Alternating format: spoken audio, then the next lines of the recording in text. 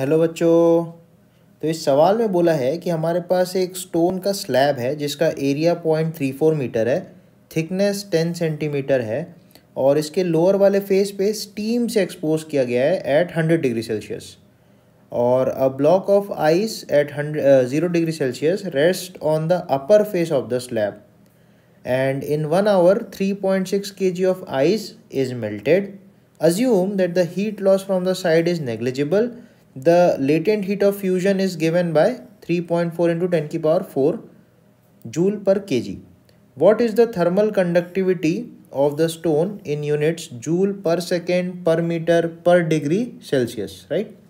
तो यहाँ पे एक्चुअली बोला है कि हमारे पास एक स्लैब है ऐसा कुछ।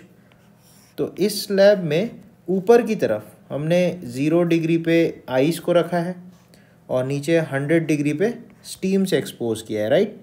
और इसकी जो थिकनेस है ये 10 सेंटीमीटर दी गई है, वेयर एज इसका जो एरिया ऑफ क्रॉस सेक्शन है ये अपन को 0.34 मीटर दिया हुआ है, राइट।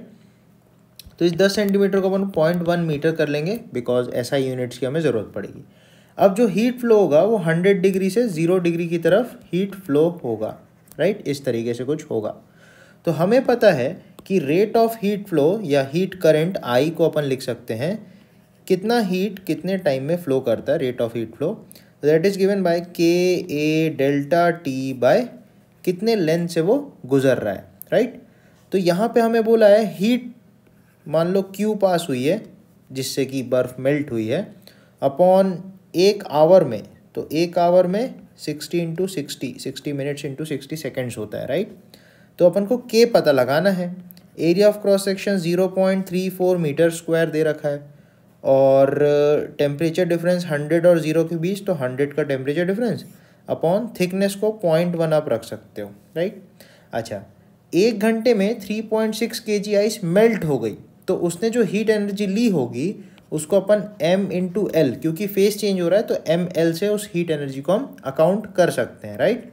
तो हीट एनर्जी कितनी होगी, Q की वैल्यू अपन लिख पाएंगे M, मास हो जाएगा 3.6 इंटू एल की वैल्यू दे रखी है 3.4 इंटू 10 टू द पावर 4।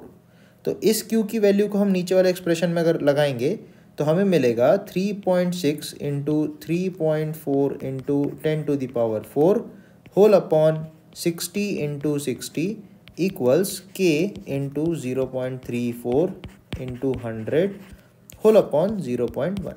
तो यहाँ से आपको K की वैल्यू कैलकुलेट करने पे मिलेगी 0.1। तो इस क्वेश्चन का राइट आंसर हो जाएगा ऑप्शन A 0.1। थैंक यू बच्चों।